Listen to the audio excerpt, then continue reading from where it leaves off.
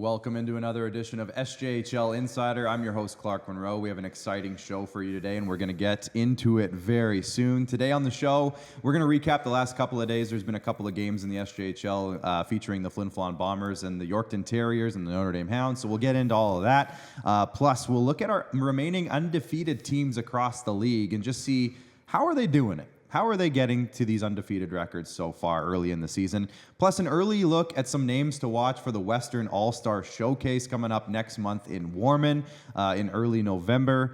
So there's some excitement there around some of these young players across the SJHL that we're all very excited to see on a night-to-night basis. And our special guest today will be head coach and general manager Cody Mapes of the Weyburn Red Wings, who has been busy, and Cody has kind of a tendency to be a busier general manager, but he's kicked it up a notch.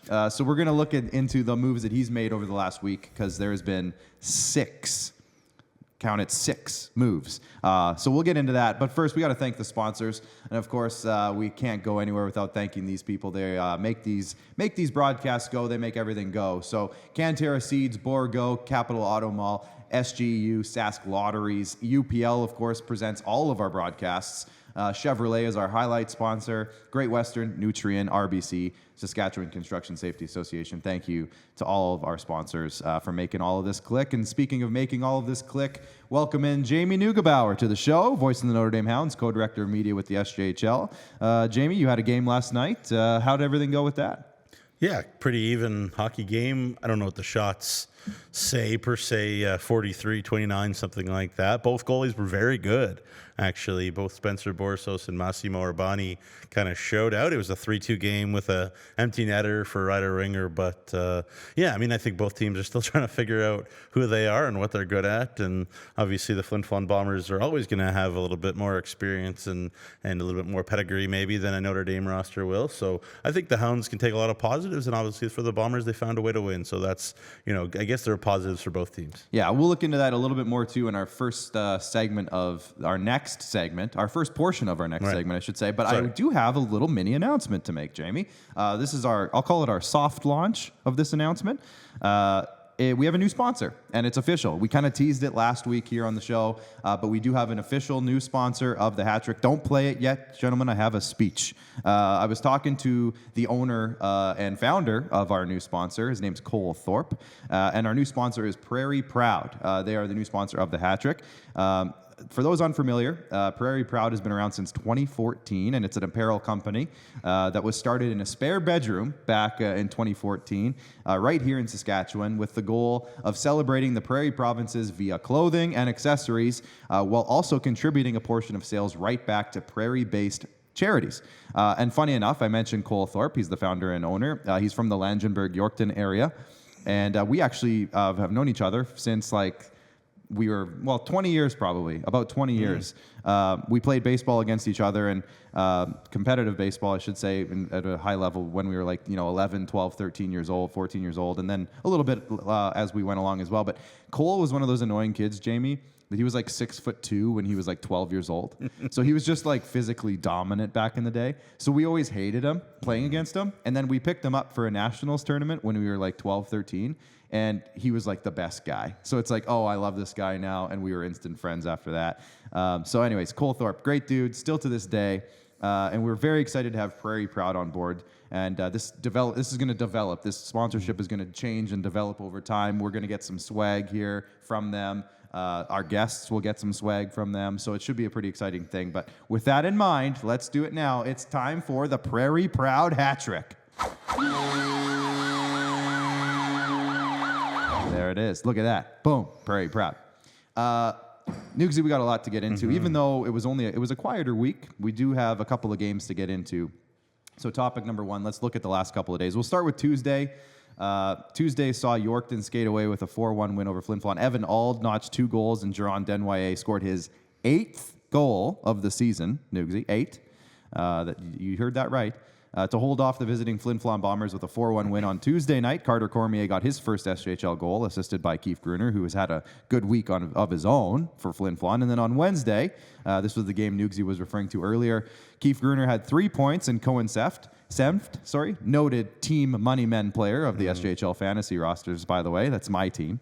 Had a goal and an assist as the Bombers bounced back with a 4-2 win over the Notre Dame Hounds, who got 43 saves from Spencer Borsos, but it just wasn't quite enough. So, Nugsy, Yorkton remains undefeated. We'll get into that in a second here, beating Flin Flon, but then they bounce right back and beat Notre Dame. Can you just maybe talk about the two games quick? Yeah, so the first one there in Yorkton, who's stopping the Yorkton Terriers these days? Nobody. Offensively? Yeah, nobody really. 4 goals in the second period. For the Yorkton Terriers. It was a very even hockey game.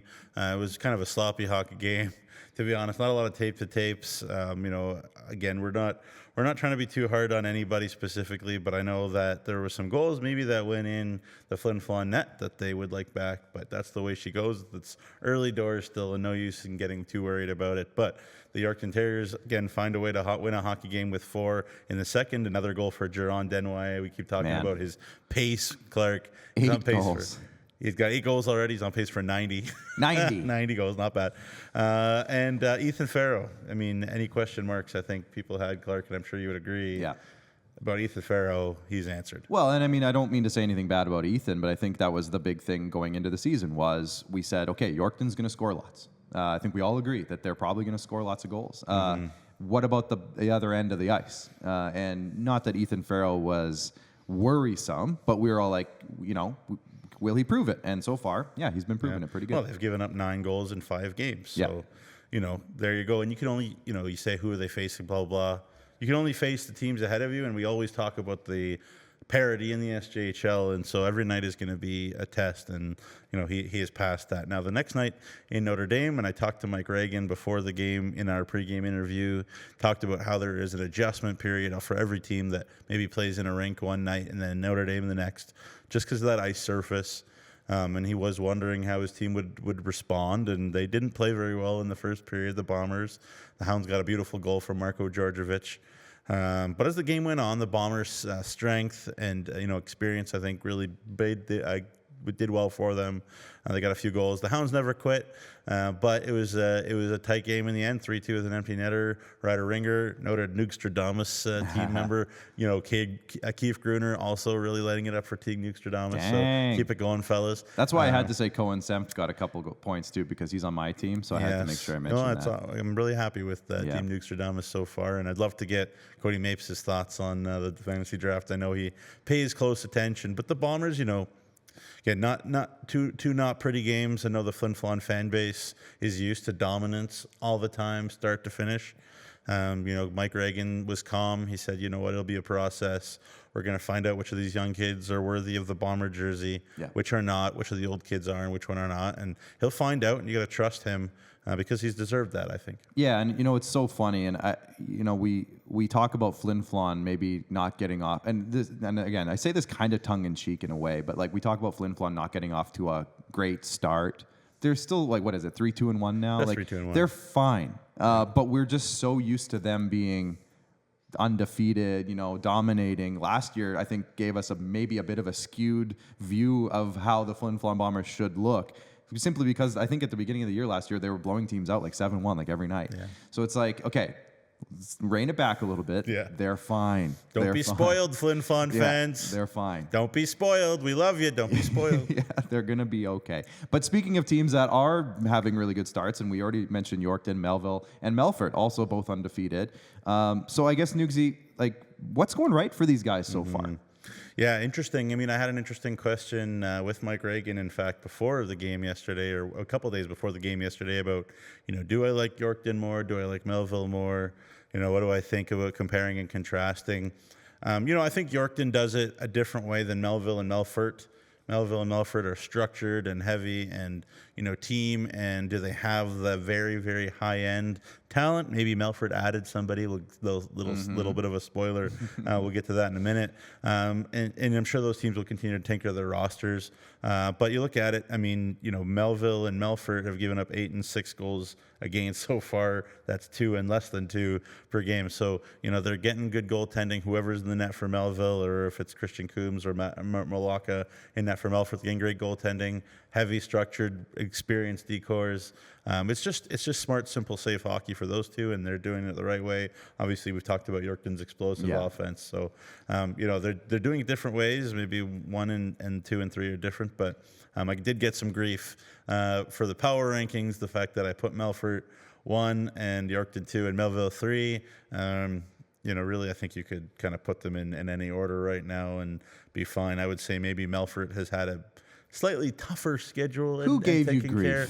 Well, Kyle McIntyre reported Kyle. to me saying that some people were giving him grief to pass on to me, I guess. I mean, you're never going to make everybody happy, as we've been learning as co-directors of media. Kyle, you got to filter that, man. Yeah, that's not really your job as commissioner. That's not his style, really, No, to be it's honest not, with it's you. not. But you know what the bottom line is? All three of those teams, are unbeaten until somebody loses a game. And I think it's hard to separate them. And you know what? I'm coming to your defense a little Thanks, bit Clark. because our argument and our logic behind having Melfort at number 1 over some of the Highway 10 teams is they're the defending champions and they haven't lost yet. So until they lose, I think I don't see any problem with them being at number 1 until they lose. So that's where we sit. And they have scored 7 fewer goals than Melville and a whopping 13 fewer goals than Yorkton. Yeah. So again, Trevor Blevins will be working on that. They'll find a way to work on that and improve that. Also, Melfort is the defending champion. So That's what I'm saying. A little respect on their names, That's what as I'm you saying. said. And also, again, a lot of respect to Notre Dame. Obviously, I love them. Melville showed their quality against Notre Dame in those 2 games. They're my guys. They know that, but I love them. But it wasn't always pretty that way. And then Yorkton, teed off on an Estevan team in the first 2 games, especially that Jason Tatarnik even recognized. I spoke to him earlier today, was talking about how we were too young on the back end, and I knew it might be an issue. So he's worked on that too. But that's just explaining how things have gone so far. Yeah, relax. But you talked a lot about Trevor Blevins addressing some needs, and let's get into that now. Topic number 2 of the hat trick is trades.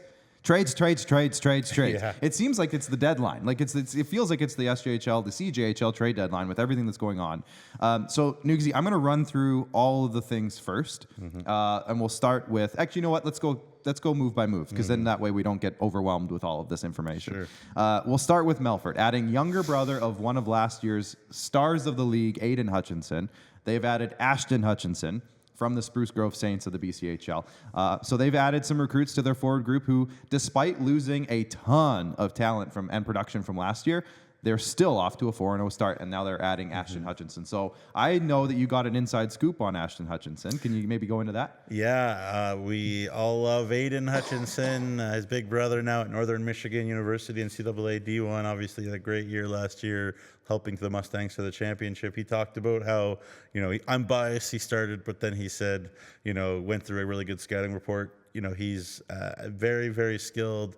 Maybe a little bit faster of a skater than Aiden is, but very similar in terms of their instincts. They put pucks in the net. They'll score. He just needs an opportunity. He felt like he was looking for that, in Spruce Grove, where he was for a couple of years. But 61 games played already in Junior A. Again, he's maybe also a bit more all-around. Maybe he's a bit more defensive. Aiden was very offensive. It should be interesting. The thing too is, Trevor Blevins is going to give him that opportunity too. Sometimes some of these skilled guys, they need just the opportunity. And so Ashton will get that and put some pucks in, I'm sure, for the Melfort Mustangs, and has a little bit of cachet that way. Here's a look at the 4 moves that we're going to touch on first. There have been other moves as well. So just one thing to mention, because I forgot to mention this last time we had this graphic up. Capital Automotive Group is now the sponsor of any trades that go down. And since there's been so many, I figured let's get this in here, because if you mention the SJHL at Capital Automotive Group, you get $1,000 off your trade, your trade-in. Or you add $1,000 on your trade-in, depending on how you look at it. But it's a great deal. So, hey, if you go to Capital Automotive Group, or you're looking for a car, or you want to trade in your vehicle, and you're looking for an upgrade, head to Capital. You get an extra $1,000 just for saying the words SJHL. Why not? Anyways, Weyburn got busy. We're going to talk about Weyburn a little later. We just talked about Ashton Hutchinson. He's not a defenseman. He's a forward. But we're going to leave it at that. And Oren Olsen, not a forward. He's a defenseman. But that's okay, too. So we'll get into that one now, actually. We can come back to the studio, guys. big shout out to Capital Automotive Group for sponsoring the SJHL trades. Just wanted to mention I should quickly say, just quickly, it's not a trade because he was in the BCHL. So, there was no trade between Melfort and Spruce Grove. He was just left. We put him in there because it was a move that was made, and it was a fun one just because, he's Aiden Hutchinson's little bro. Yeah. But one of the other trades that was actually a trade was Humboldt added 20-year-old defenseman Oren Olsen for the CJHL rights to Ben Costantino, who started this season in the NAHL. If you remember, Ben Costantino was an amazing rookie last season. So they added the rights to him, but Humboldt added a 20-year-old defenseman who, by all accounts, is going to be a very impactful, solid defenseman for the Broncos, who, in their own right, lost a lot of quality defensemen over the summer as well. So you want to talk really quick about Oren Olsen's fit with Humboldt? Yeah, Costantino's in Elmira on the Null. If he comes back to the CJHL, then he would go to Lloydminster, I guess. But yeah, Oren Olsen, 113 games already of junior A experience. He's steady. I don't think he's a big offensive guy, but he'll come in and be a steady Eddie and a little bit of experience. I think the Broncos, at the bottom of their depth of their decor, were looking for the right pieces, and I think Olsen will fit. He can play with McElwain or Fouquet if they need to. He can play with a younger guy like Tegan Semchijan if he needs to. Right. He's kind of a guy that can play with anybody. And I just think of like last year, Humboldt went so far in the playoffs, and they had guys like Chase Cook, who is that steady Eddie, hard nose. He'd do anything you ask him to do type of guy. Look, they just got their Chase Cook replacement, maybe even better. Who knows? Right. But I think that's a really solid acquisition for Braden. Thank you. I'm not just a host of a show. I was going to say pretty face, but I didn't want to say that about myself. You are very pretty. Wow. That's beauty is subjective or objective. I don't know. I don't know what the difference between those words is. Now, this isn't on the trade graphic, but this happened like literally a couple of hours ago. So at the Estevan Bruins added 20-year-old forward Jacob Hufty from the Larange Ice Wolves. Now, we talked about Estevan maybe needing a little bit extra punch in the forward group, a little bit extra boost in their forward group. And 20-year-old Jacob Hufty seems like he could be maybe a top 6 fit in Estevan. What do you think about Hufty's move? The Hufty move. I spoke to Jason Tatarnik a couple hours, maybe an hour before I came to the studio today about it a little bit, and he said they love the way he skates. And the power with which he skates. Yeah, he's a big boy, he's a big boy, yeah. And obviously he has a lot of SJ experience, played for Melfort too. So, he's a guy that's got size. He can do a lot of things defensively. Jason Tatarnik is wondering maybe put him in his system if maybe a few more points flow, a few more opportunities flow that way. And also, from Larange's perspective, there's maybe some names that people don't know on the Ice Wolves after the Cosettes and the Bucherts and the Silzers of the world, and obviously Logan Falks. But they have a lot of 20-year-olds also in Larange. So Jacob Hufty is maybe one that was kind of an odd man out numbers-wise. But, I think Estevan's looking for goal scoring. They've had a hard time putting pucks in the net so far this year, only 5 in 3 games. So they're hoping that Hufty can help with that too. Now, one quick note on that. You mentioned the 20-year-old situation. Larange had 8 before this trade. Now they're down to 7. And Estevan technically had 8, and now they're up to 9. There might be an asterisk on that, but we'll leave it there for now. But it is interesting because we all know Kevin Kaminsky is this doesn't signal that they're sellers necessarily. No, this could just be opening the door for Kevin Kaminsky to make some other move that we haven't even heard about yet. And with the amount of moves that have been made, stay tuned because we could see something very soon. Who knows? But just putting that out there, that it does change the 20-year-old situation across the league a little bit. Now, Notre Dame, with something we've been talking about for a little bit now, they got in on the action too. They added 06 forward Thomas Boynton Fisher from the Winkler Flyers, and they also reacquired, however you want to say it, 05 defenseman, so 19-year-old defenseman, Vinny Palmerine. He's back in the league after his little stint in the BCHL. So 2 nice players getting added to the Hounds roster. Yeah, huge. Saw Vinny play last night against Flin Flon, made a huge impact right away. He's a guy that the hockey coaches, the hockey purists just love because he does everything, wins every board battle, he breaks out every puck, his shot is a bomb, he beats everybody physically, he's 6'2", 205, and there's not a little lick of, chub on that. He is a brick of a human being. So great pickup. I know a lot of teams and coaches around the league love him too. So, obviously that's huge. And Thomas Boynton Fisher, look, this forward core for Notre Dame is young. Everybody knows that. And not only is it young, but it's not very big. I think it's been outmuscled very clearly in the first 5 games of the year, pardon me.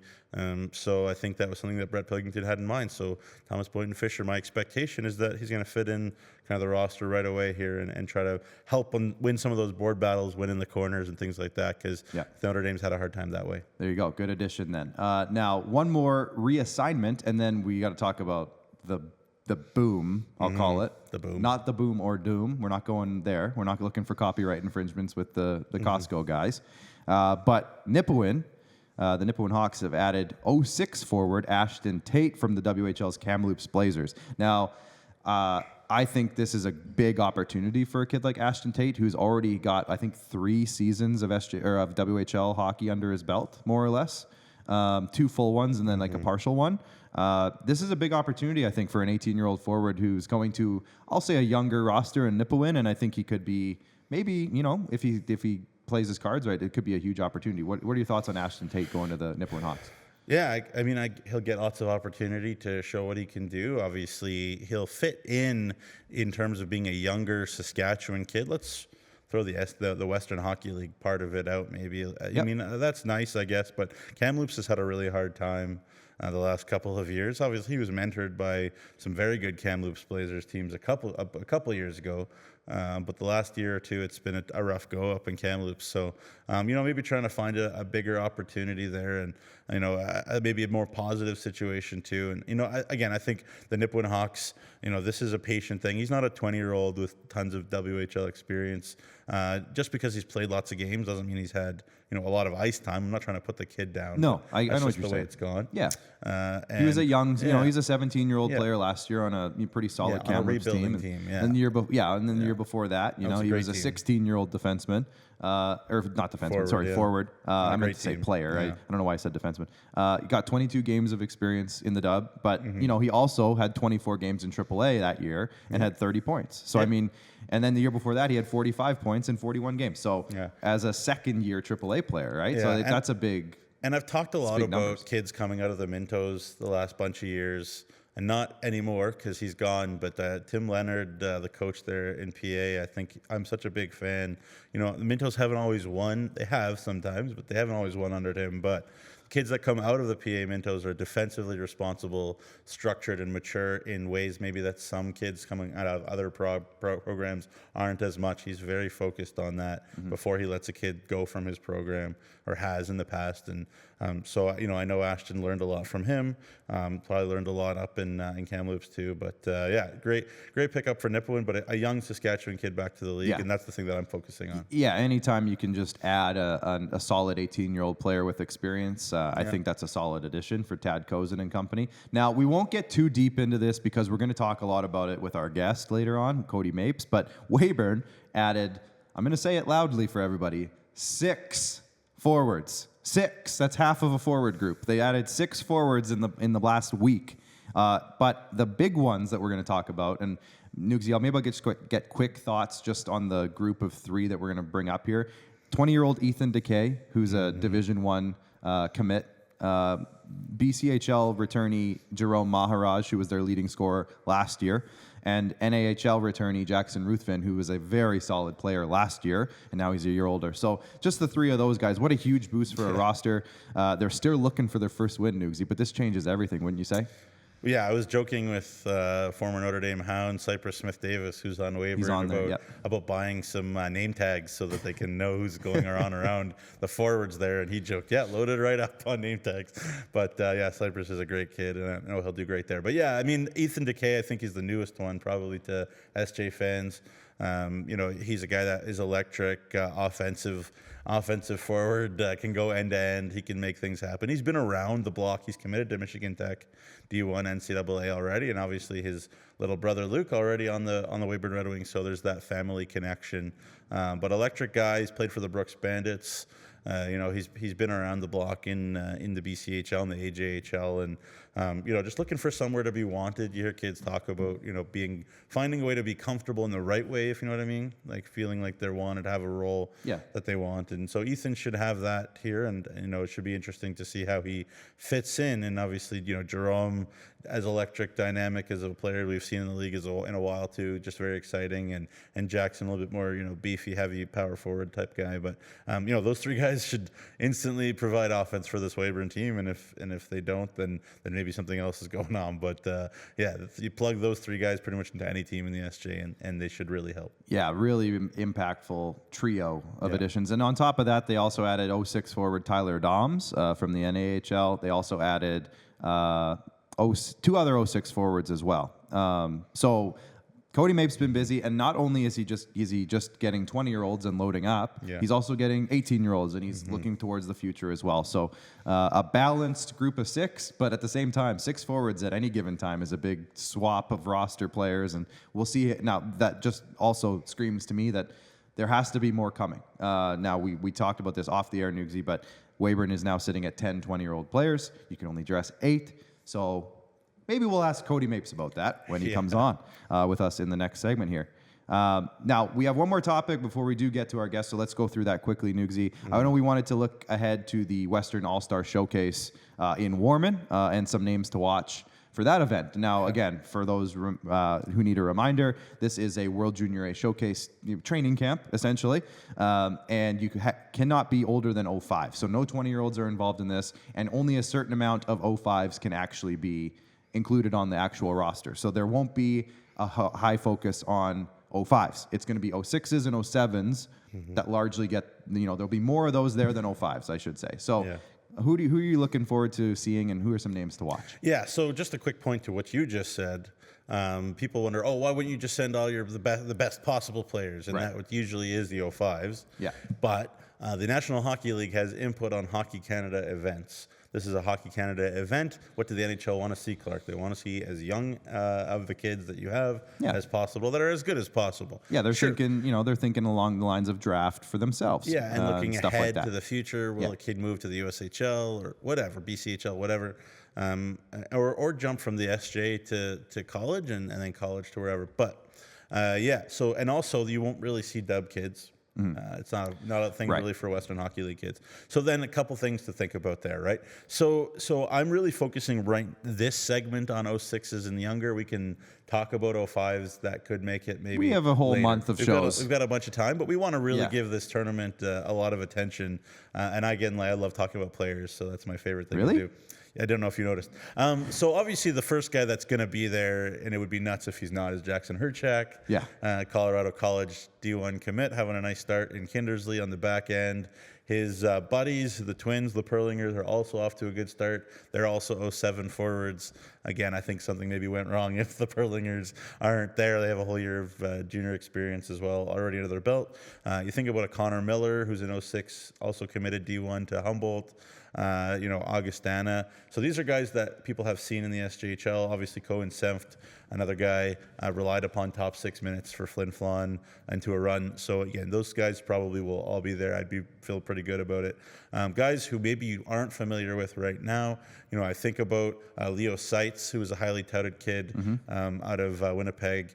There at the Flin Flon Bombers program. He's a guy that Mike Reagan as a forward really protects puck well, move well, very creative guy. Will Witter, again, another talked about those Prince Albert Mintos alum that are well-rounded. Will can play up a lineup, down a lineup. Really excited to see him tonight for the Nipawin Hawks. 07 birth year. Fursten Lindorf, defenseman for the Notre Dame Hounds. This guy's a beast. Saw him the other day with you, actually. That's right. Simple, smooth. He'll get points. He's smart. He gets the role there in Notre Dame too. He'll be watched. And I think again, 07 D-man who can skate and who's very, very strong. Again, he could be your 5'6", no problem on Team Canada West, in my opinion. Of course, I'm biased, but fair enough.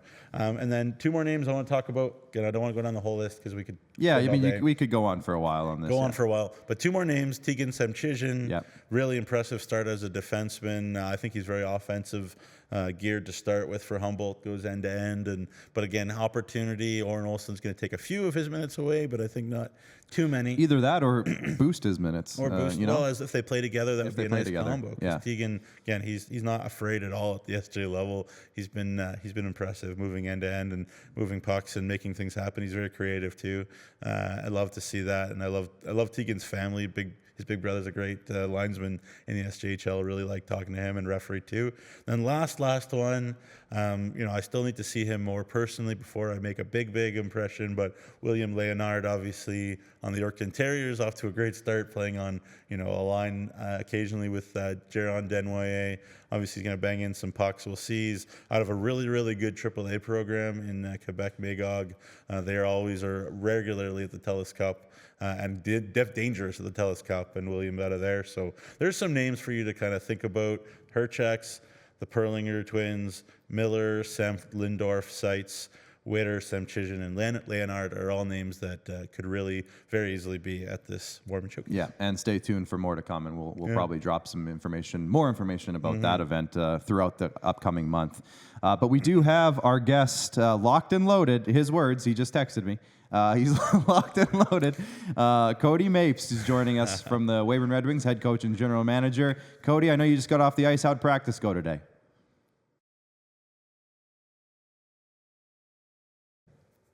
Have you had any problems recognizing faces? Because you changed a lot of your roster in the last couple of days. Yeah, we just got our new name tags in here. They're going to go on the front of the helmets, like in the U9 there. We'll keep everybody sorted out that way. Perfect. Well, that was one. We were joking about that earlier. We will get to that in a minute. But let's start with the season so far, Cody. I mean, I think it's fair to say the season probably isn't off to the start that you were kind of maybe hoping it was going to be. A lot of us expected Weyburn to be, a solid team this season. And I know it's very early. It's only 3 games. But can you give us your kind of synopsis of the first 3 games for you guys? Yeah, you know what? Actually, we, it's probably the most comfortable I've been with an 0-3 start that you might ever be. But obviously, the game in Yorkton didn't go as planned. I think there was some first game jitters, and we were unbelievably passive in that game, and obviously it bit us. And then, I was actually, fairly happy with our adjustment from Friday night to Sunday. I thought we improved in a lot of areas. Like we cut our scoring chances down against by about 75%. Not that was hard after giving up about 30 of them on Friday, but there was real improvements there. And then the Melfort game, like it was a real good hockey game. At the end of the day, we could walk away from that one, being disappointed with the result, but you couldn't be disappointed about the details that we had. The stuff that we worked on was exactly what we excelled in that game. And at the end of the day, we need to spend a little more time on scoring and stuff like that. But we wanted to defend hard, and we wanted to be hard to play against, be responsible. And we did all those things against Melfort. And at the end of the day, it's a power play goal off the post. That's the difference maker, and a broken stick. And so, it's like I said, can't be disappointed about the effort, just, maybe disappointed about the result, but sometimes you don't control that. Yeah, and I mean, in fairness, we talk about an 0-3 start, and you say you're comfortable, and I totally understand. You have played 2 undefeated teams. So, I mean, it is what it is. It's early. I think there's a lot of changes to come, and maybe let's talk about those changes now. I know you've been a little busy over the last week, adding 6 new names to the roster, and we kind of joked about it earlier, but I guess here's your platform to just kind of tell us, what went into the thought process there? I know some of them they were returning. It wasn't necessarily trades or acquisitions or anything. So what went into all the changes, and can you talk about the guys that you've brought in? Yeah, obviously, getting Romer and Ruthie back is huge. Everybody, kind of got to see what they were after Christmas last year. So, I mean, you bring guys like that in, and I think it's more of an excitement thing for the group than, when new guys in it and everybody's unsure. But obviously the town is pretty excited about it. Our group is pretty excited about having those guys back, and they're big personalities too. Like, they come in right away, and there's no adjustment period or anything like that. They get to know the new guys right away. They're part of our leadership group right away. Like, stuff like that is always an easier transition. And then, the other guys, it's kind of funny how it works out. Like, we had the deals done for McIntyre and Donald Gorman prior to knowing Ruthie and Roma were coming back. And then obviously you get the opportunity to add a guy like Ethan DK, who's been a Division I commit for the last couple of years, and pretty tough to say no. And so it's just kind of been and we're excited to have him. Like he's been good here through 2 days of practice. His younger brother's here as well, and they're both very, very good players. And so it's obviously a great week for us. But at the end of the day, now we got to put it all together. And I think this group is very different than last year's group in the sense of, I think there's more accountability within the group. There's more drive to practice well and make every day count. And, those new guys need to come in and be part of that. And that's kind of going to be our next order of business here, is just to focus on, making sure all the pieces fit. Yeah, for sure. And again, I was making that big list of Warman kids go to the showcase. Luke DK is certainly a guy that could very easily kind of be on that list too, just the skill set that he has. But sort of on the other side of things, Cody, you talk about, all those guys that you brought in, Maharaj, Ruth Van DK, they're 20-year-olds. You already had a big complement of 20-year-olds. Talk about that. I guess that drive for guys to compete for minutes, to compete for spots. How hard is that to manage for you? And what are you guys kind of seeing from those veterans that are in here and knowing that, they need to work extremely hard to kind of have a job and keep their spots? Yeah, it's awful. It's one of the parts that I hate about the job. But at the end of the day, you need to improve when you need to improve. And, but you know what, you get guys like that back, and it's you don't really have a choice in the matter sometimes. But making the decisions that fall after that it's brutal. You get relationships with these kids, and whether they've been here for a month or been here for 3 years, you build relationships, and that's what this thing's all about here. We really believe that we put a lot of time into our relationships with our players, and so we want to make sure that we make the right decision, not only for for the organization, but for the players as well as a group, and the community and all that too. And so it's definitely tough, and there's some tough days ahead here. But I do know at the end of the day that the additions we're going to make here, they make us a better hockey team on the ice, and they make us still a very strong group in the community as well. Yeah, for sure. Obviously, although those 6 guys that we mentioned, I should mention bringing in Cypress Smith-Davis, obviously from GP, and a bunch of other moves that you also made a lot up front. But on the back end too, I think maybe you might have one of the underrated decors in the league. Not old. People always look at how many 20-year-olds, but that better than me, Cody. That doesn't necessarily mean everything, whether they're 20 or not. You must feel good about the potential for this group too. Yeah, we definitely do. I think to hold a team like Melford, 2 goals, 1 power play goal. I think that kind of showed that this group is going to be a hard group to play against. But our back end, there's only 1 20-year-old back there right now. But you've got a guy like Josh Carman, he's in his 3rd year as a 19-year-old. You've got a guy like Connor Frost, who's in his 3rd year as an 18-year-old. Chakrabarty comes in as a 19-year-old. He's played 2 years of in the KI and racked up some godly numbers last year. And so there's I think unsuspecting is maybe a good word. I do think that our group is, yes, it's young back there. We've got everybody here knows Simon Martin. He's an 18-year-old. Rhett Vedras was here last year. He's an 18-year-old. Frost is an 18-year-old. We haven't even seen enough of Jonah Baird yet, and he's going to be one of the best defensemen in this league as a 19 to 20-year-old, I believe. And there's 4 18-year-olds on our back end, and we love our back end, to be honest. So I think this group gives us a chance to win every night. Sticking with the roster, and then I want to talk about a little bit more on the bigger picture of stuff. But in our preseason chat, Cody, we talked about coming back to a season with guys like Angelo Zola and Daza Mitchell as those anchors in the net. And I think your quote was, these guys could be, goalie of the year candidates if they were both starters on any team in the league, for example. So I know the numbers early on, again, we talk about the small sample size. We don't have to worry about that too much, but I'm guessing your confidence in those guys has not wavered at this point, and you're pretty excited about having those 2 guys running with running with the net, I should say. Yeah, I wish people could come and watch practice and see these guys compete every day. And it's they're a pretty special tandem. I'm not sure that I can remember quite a tandem like that in my time in the league, but obviously there's been some very good ones. But with the way they compete, and I've obviously biased with just watching them every day and stuff, but since Zoli's got here a year ago, his work ethic, his attention to details through the roof, his compete levels through the roof, and he's made Daza better too. And I like to think that Daz has learned a lot from him too, as he's kind of grown up over the last year here. And I think that they really truly do push each other. And we had a good conversation yesterday about, hey, like, the net is open right now. Obviously we're 0-3 and nobody's got to win. And so, if a guy can run with it, let's run with it. But, I know both of them want to start, both of them want to play. And, I truly do believe that if either of them were on a different team, I think they'd both be, viewed as SJHL Goalie of the Year candidates. Now, looking at the Viterra division as a whole, I mean, we obviously see the two teams at the top right now, Yorkton and Melville. But last year, you guys were a playoff team. Estevan was a playoff team.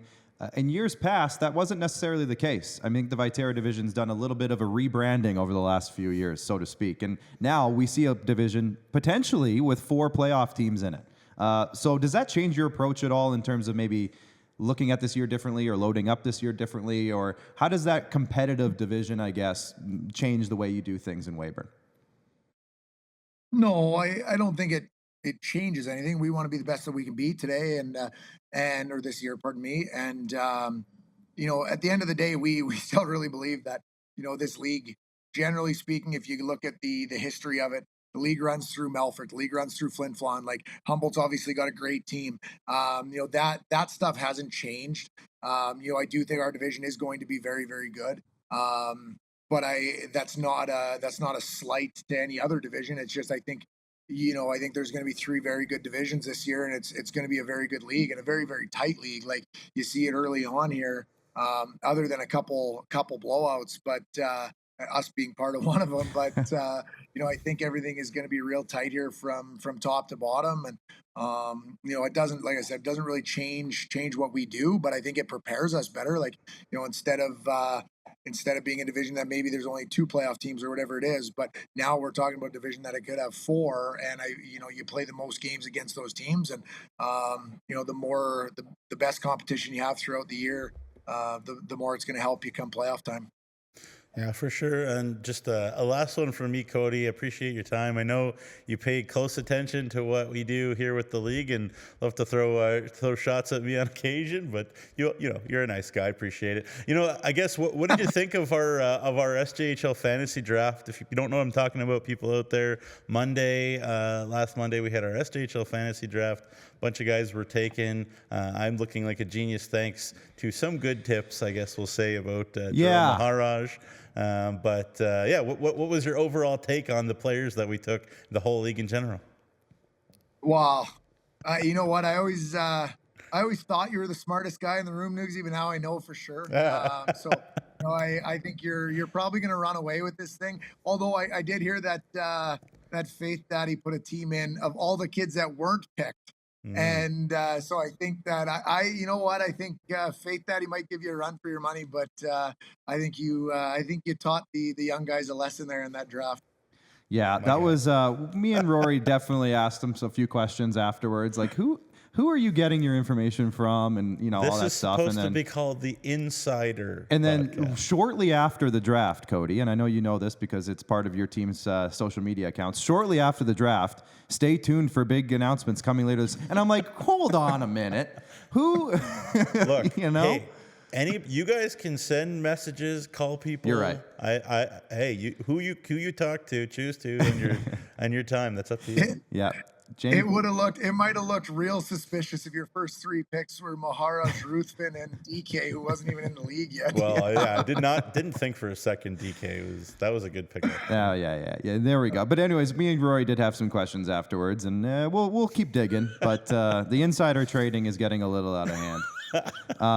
But before we let you go, Cody, you got a couple big games coming up this weekend. Flin Flon and Nipawin are in town on their southern road swing. So what are the keys to the weekend for the Weyburn Red Wings?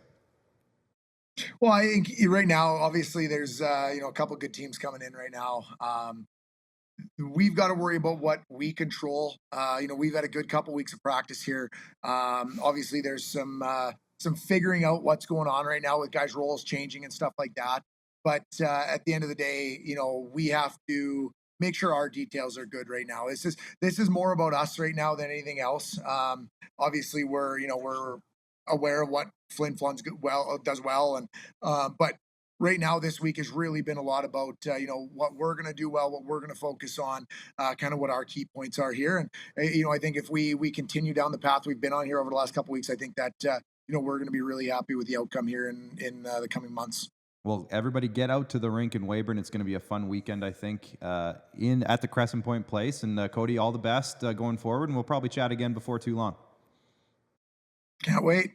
All right, that's head coach and general manager of the Weyburn Red Wings, Cody Mapes. He's got, again, big weekend coming up with Flin Flon and Nipawin in town. And Flin Flon's going to be playing their third game in 4 nights. And Nipawin, they'll be playing you guys in Notre Dame tonight. And then they'll head to, where do they play? We'll check it out later. We have the schedules. We'll talk about it in a second here when we bring up the schedules. But again, huge thank you to head coach and general manager Cody Mapes, who just got off the ice for practice. So appreciate him jumping on with us there. Nipawin has Estevan on Friday, and then Notre Dame, Estevan, Weyburn. So they'll get 2 teams that are on busy road trips, but this could be a chance. And we talked about it with Cody. This could be a chance to really turn things around if they are able to get the right things going. Well, the thing that he said that really interested me, he said a bunch of things that interested me, but the one thing that interested me was that he said he doesn't like losing. Nobody likes losing, but he said it's the most kind of comfortable. Okay, I've been with. Yeah. Given the schedule and everything and having an idea, I'm sure to some degree that he was getting reinforcements. So interesting. Yeah. And I mean, like you said, first game jitters, 6-1 loss to Yorkton, but the other 2 games have been 5-3 to Yorkton and 2-1 to Melfort. And again, these are 2 4-0 teams right now, 5-0, I guess, in Yorkton's case. So it's not like they're playing the bottom end of the standings here and still losing. They're playing the top end of the standings and playing some very quality teams, and they're right there. And now they've got, like you said, these reinforcements, and it's going to be interesting to see the shuffle in the lineup. And I'll be hawk-eyeing their lineup card that they tweet out on Friday night to see who's in, who's playing with who. I'm really excited to see all that. So that should be fun. So keep an eye on that. And let's do it now. Let's have a look at the schedule for the weekend if you guys can throw up Thursdays. So tonight's game, obviously, there's just the one. Nipawin is in Notre Dame tonight. And again, this is the battle of there's an 0-4 team and an 0-5 team in this game. So somebody is going to get their first win tonight. Let's have a look at Friday now. 5 games on the schedule. Nipawin is in Estevan, as Nugsy just mentioned. Flin Flon will be playing Weyburn, as we talked about with Cody. Larange is going to be facing Battleford. That's an interesting one to me, and maybe I'll talk about that in a little bit. Humboldt and Kindersley are facing off. And then Melville is facing Melfort. So that's a battle of the undefeateds. And in the opposite of Nipawin and Notre Dame tonight, somebody will get their first loss in that one. So it's inevitable. Let's look at Saturday now. Another 5 games. Flin Flon makes their way to Estevan. Kindersley again with Humboldt. They flip-flop. Melfort again with Melville. They flip-flop as well. Nipawin is in Weyburn again for that second game of Weyburn's weekend. And then Larange and Battleford's again on that last game of the night there. And then on Sunday, there is one more game, and this one's a big one as well. Humboldt is on their way to Yorkton to face the Terriers for a special 3 p.m. puck drop on a Sunday. So perfect timing for a nice Sunday afternoon matinee. Nugsy, is there any games in there that stand out to you as something that you're like, oh boy, here we go? Well, first of all, I'll say these aren't the games that stick out to me, but stick out to me because Rory's our buddy. Make sure you get your Ricola, maybe some tea, because he's got 3 games to call in 2.5 days nights, there. Yeah, no, 2.5 days. Yeah, good point. They play at 3 p.m. there on Sunday. Yeah, I've done things like that. He'll be fine. He'll be all right. There you go. The Broncos, it should be interesting. Obviously the game to circle is the Melville-Melfort 2-pack. They're 2 teams that have been heavy, structured, played the right way. A lot more experience, deep playoff experience on Melfort. So do you give them the edge? We'll find out. Maybe I'll get attacked for that take as well. But hey, we love the passion. That's what we're here for. But I think those stick out, and the way that the Kindersley Clippers respond after their first loss. They were undefeated for a while too, remember? And they lost to Yorkton. We'll see how they respond against the Humboldt team that were also crunched by the Yorkton Terriers. So it should be interesting to see how those two teams respond in a very local, very familiar rivalry. Yeah, and I look at all those games that you just mentioned, and I think the Larange Battlefords one is going to be interesting just to see how those ones turn out. And the reason I say that is because Larange is 2-1-1 and Battlefords is 1-2. And I just think if Larange can win both of these games, that's awesome for Larange. But maybe that sends a little bit of a message. And if Battlefords can win this game, it maybe solidifies themselves as they're not done yet. It's still Battlefords. You know what I mean? And I just wonder if these two teams down the road might be battling each other for playoff positioning. So I just think maybe this is an early season playoff battling kind of game. So we'll just leave it at that. But I think it could be an interesting weekend all around. And I mean, again, Flin Flon is on a 4-game and 5-night stretch. Nipawin's on their southern road trip to start the year. So it's going to be a big, busy weekend. And what do we have? Starting tonight, 12 games across the board over the 4 days. So I know it's going to be a fun one. And Nugsy, you have a rare weekend off. No, well, I've got soccer to broadcast. Well, okay, fair enough. In terms of the SJHL, and as you know, being the co-directors of media, you don't have your life. We're never really off. No, so. You're always looking at something. But I don't have Notre Dame games to broadcast. No Notre Dame broadcasts to do. And maybe are you planning on maybe getting out to any games? Or like you said, you have soccer, so you might have soccer to broadcast. I'll keep an eye on it. Yeah, but we'll see. Still busy, and you're also a father, so I mean, it is what it is. I get it. So am I. So, anyways, 12 games this weekend. It's going to be a lot of fun. Make sure you get out to the rinks if you're around the area, because I know it's early in the season, but every game is always so huge, so make sure you get out there. It should be a great weekend in all the rinks across the league. But if you can't, make sure you check out all of our social media, including our connection with Flow Hockey. Of course, all the games are on Flow Hockey. So if you can't get to the rink, that's a great place to watch it and stay tuned or stay in touch with everything that's going on. But we'll also have all the coverage and recaps for you and highlights for you on our Facebook, Twitter, X, Instagram, TikTok pages, and also our YouTube pages where all the highlights live. So make sure you click like and follow and subscribe on all of those channels, and we'll keep you up to date on all of it. SJHL.ca is a great bookmark as well. If you just want to check that out every morning, we always have something going on, or every afternoon, we always have something going on over there. So head over to SJHL.ca and keep it locked. Thank you once again to all of our sponsors for all of our broadcasting and programming. Canterra Seeds, Borgo, Capital Auto Mall, SGEU, Sask Lotteries, UPL. They are our sponsor of all of our broadcasts. Chevrolet, our highlight sponsor. Great Western, Nutrien, RBC, and Saskatchewan Construction Safety Association. Nugsy, any final thoughts before we take off for the day? If you wear dress clothes to games that you're broadcasting, keep a belt in your car or at the rink that you are at. I forgot my belt.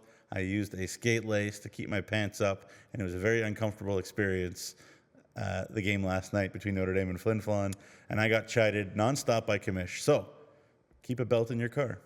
Yes, I got a picture last night from Kyle McIntyre. Where did he put it? Kyle McIntyre. It's on Facebook. Did he put it on Facebook? Yeah, he put it everywhere, and even Jeremy Corrigan sent me a message. Of course he would. Now, here's the picture. You can't really see it, but if I zoom in, there's Jamie with, you can kind of see the skate lace belt. No, people who are listening on the podcast won't be able to, but obviously you're having a good time with it too. It is what it is. If you can't laugh at yourself, then sometimes you got to just tie something up. Rather that than your pants falling down. Right. That would be way worse. Yep. Thanks to the guys in the back. Thanks to everyone here at IKS Studios for putting this broadcast together and doing all the hard work in the back there. And again, keep it locked at SJHL.ca and get out to the rinks. It's going to be a plentiful weekend this weekend in the SJHL. So get out there, support your teams. We will be back with SJHL Weekly on Monday to recap it all. So until then, enjoy the hockey, everyone. Bye for now.